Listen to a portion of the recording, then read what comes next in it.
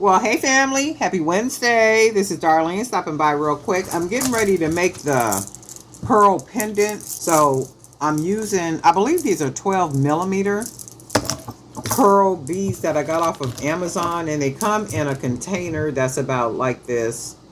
I'll put a link to the container for these specific pearl beads. So the process is pretty much the same as the other pendant that I did that looks like a little round donut with all the multicolored beads, and the process is pretty much the same, but the the pendant ends up being different because the beads are different. So we're gonna go ahead and get started. So I did do some of these already because, as you know, these little babies take time to put together. So I'm not going to, well, maybe I will use this at some point for a necklace.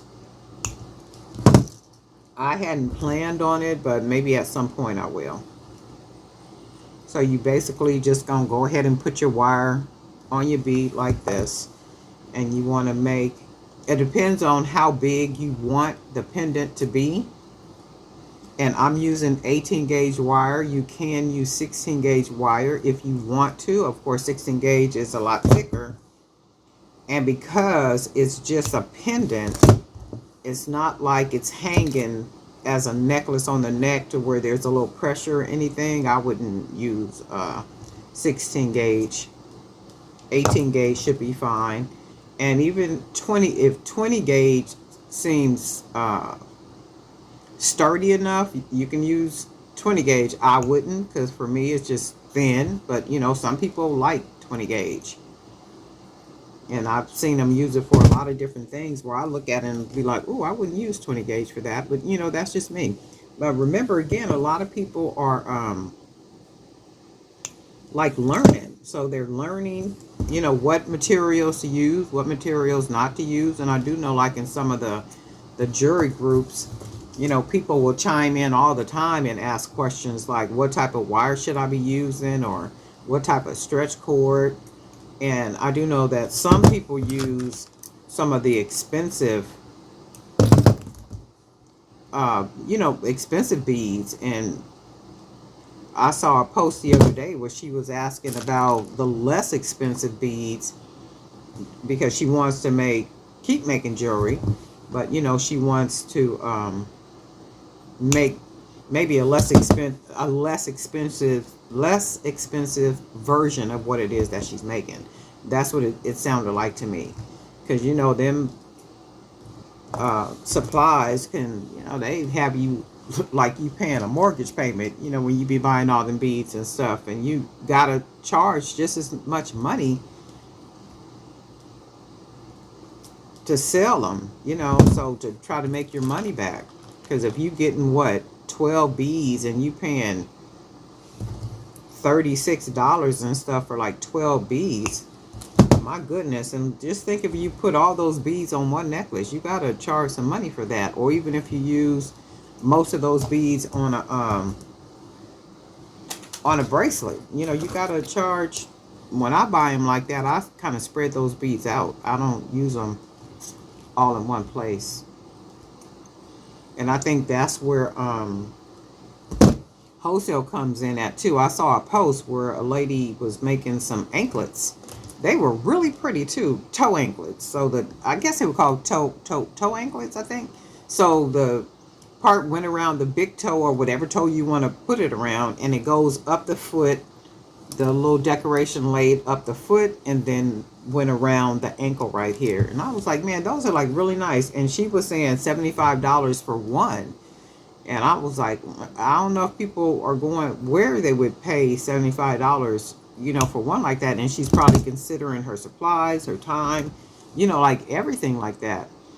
And my thought is maybe try to sell them wholesale,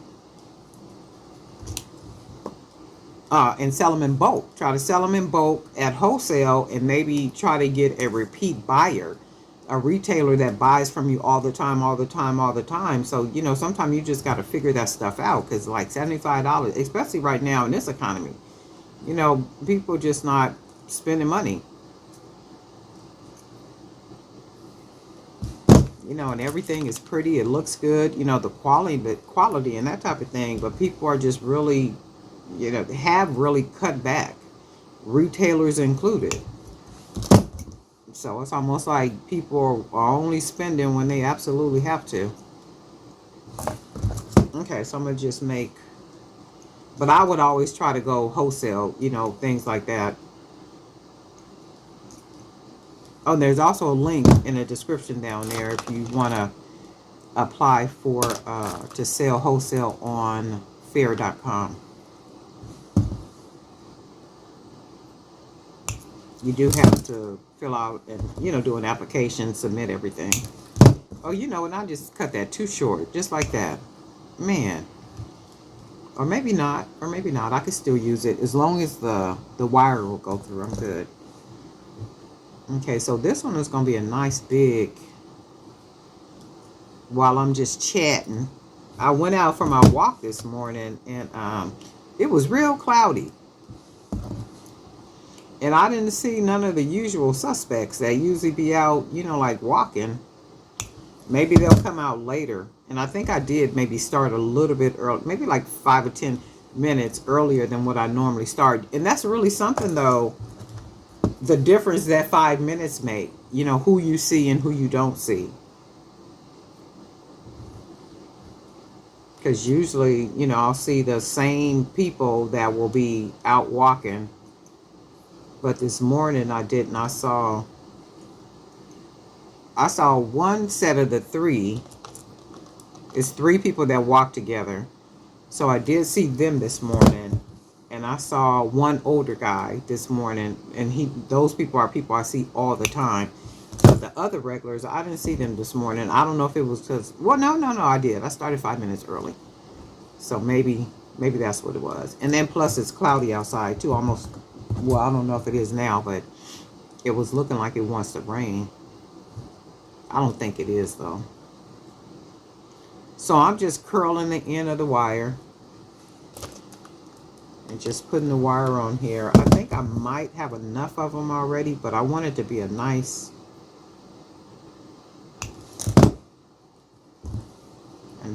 big a nice big ball. And as you know, I like nice big bold statement type jewelry. In fact, that's how I started making jewelry. I couldn't find what I wanted, and every time I could find it, it would be in stores like Neiman and Marcus. Back then it was Neiman and Marcus, Nordstrom's, and which other store would I go in? I think it was the Broadway. Might have been the Broadway. The Broadway or Robinson's, but it was one of them. But they were very expensive. Like what I liked, the jewelry that I liked was like really expensive. And I was just like, wow. And back then I was like really young. I couldn't, you know, afford that stuff. So I said, you know what, I could make my own. And when I started making it, I think I could use this. When I started making it, I started with leather and suede. I don't know why I started with leather and suede jewelry. I don't know if it's because I had some scrap or something old I didn't want. This is too thick. So this is 16 gauge. I'm not going to use 16 gauge. It's just too thick. I could use that for maybe some earring. Is this another? Oh, no. I was going to say, my goodness, why is all this 16 gauge sitting over here? But it was, I don't know why I started with leather. Maybe because it's what I had, like maybe something old. And even with the leather, I use cardboard. So I would cut a nice piece of cardboard, cut it in shapes and stuff. And once I cut the shape out, it was like nice soft leather. And I would cover the cardboard with the leather and then decorate it and do all that kind of stuff. I mean, there were some really nice pieces. I wish I had some pictures still. I would show you guys. And I would go to like different events and stuff and sell that stuff out. Got a lot of customers from going to those different events where, you know, them people would come to the house. That was a long time ago. They would come to the house and, you know, buy, and I would see them again at different, you know, different events. It's just all this wire laying around here. I think I'm gonna do a couple more. Let's see, because I want it to be a nice big. I want it to be a nice big ball. So if it's a nice big ball, you really get a chance to see, you know, what it can look like. Because you can do a small one, you can do a small ball, you can do a big ball. But I think it looks nicer as a big one. Okay, so in order to make the pearl ball, we're going to use between 30 and I want to say 35 of the beads. And we're just going to go ahead and put them on the wire. 2, 3, and I'm using 18 gauge wire. 4, 5,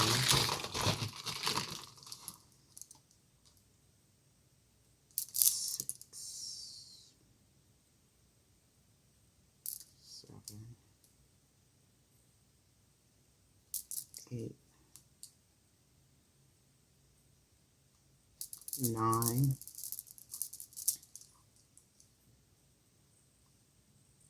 10, 11,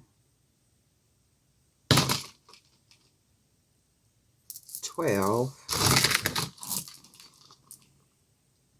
13, and this is the time consuming part. 13, 14, 15,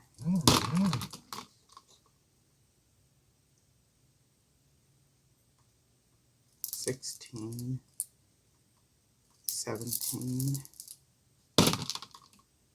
18, 19,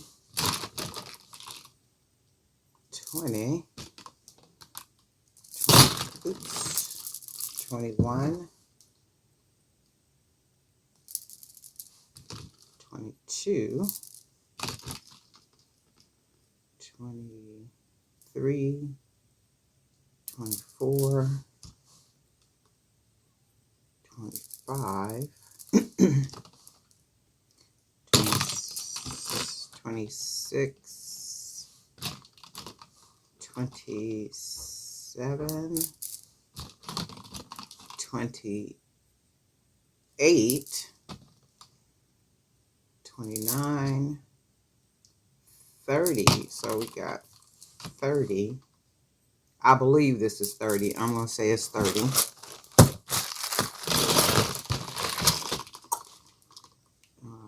30, 31, 32,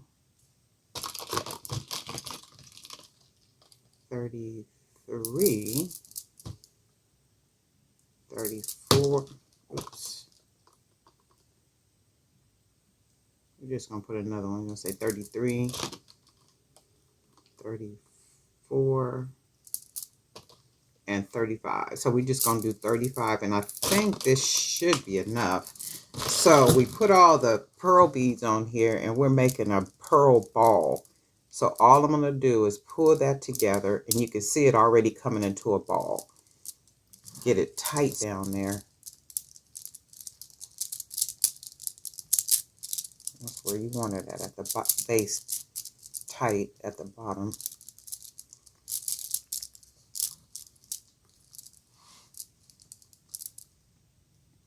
And then we'll get us a pearl.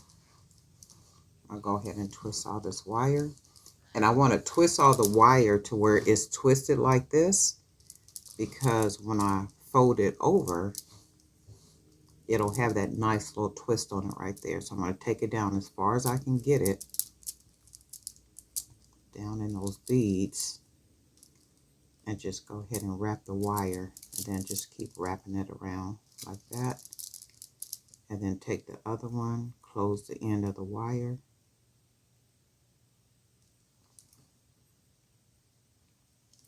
roll it around in there like that.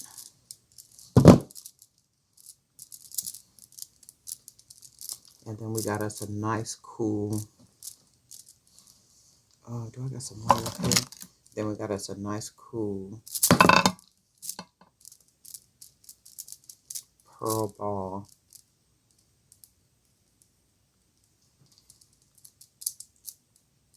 And the thing with that is you can put more pearls. Let me see, what can I use up here? Let me see. Let me use a thin piece of wire.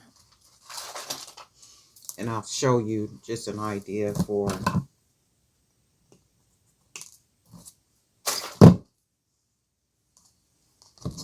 a necklace. So this is the pendant. And then the more you do it, I haven't made these in a while, but the more you do them, the better you'll get as far as shaping your pearl pendant. Just make sure that everything is nice and tight. Make sure that you close the ends off really good. So this one came off, and this one came off because I used this really thin wire. So you can see this wire is just really thin because I don't plan to keep this. So I used the cheapest wire that I have. That's why that one fell off. So all of these pearls, I'm not keeping this. I'm going to take all these pearls loose because I don't want the pendant. I'm not making a necklace with the pendant. So you can have your pendant, and let's say I got a couple of loose beads up here. You can use all pearls to make a necklace. You can mix gold and whatever else you want to mix. Let's put this on here.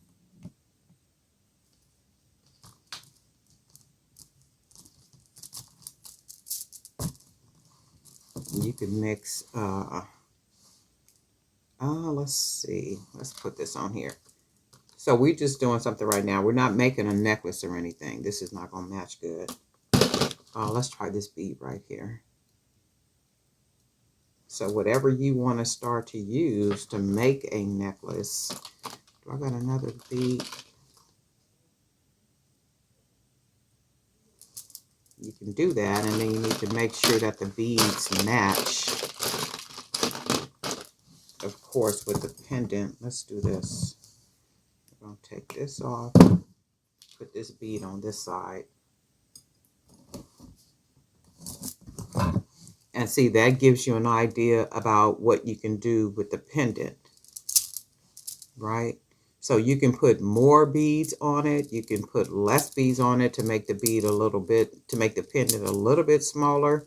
Or you can just do the 30 to 35 beads, which is what I did. I think I did 35, like 35 beads. And you want to make sure that center, when you close it off, you want to make sure inside that center is closed nice and tight. And then making sure that all the beads are behind the wires when you twist them together to get your pendant. And then you can just start once you make it. Anybody knows I don't like the open part right here. So I would probably put, if I was making a necklace, I would probably put some type of flat beads or make some type of wire spacers and flatten them and probably put them along the side right here and then begin to bead. That type of thing. And this right here don't look too bad, like the opening right here. But you can see when you close it off, it's a little challenging, but you can do it. So the more you do it, the better you'll get. So the first time you make it, it'll probably be a little difficult.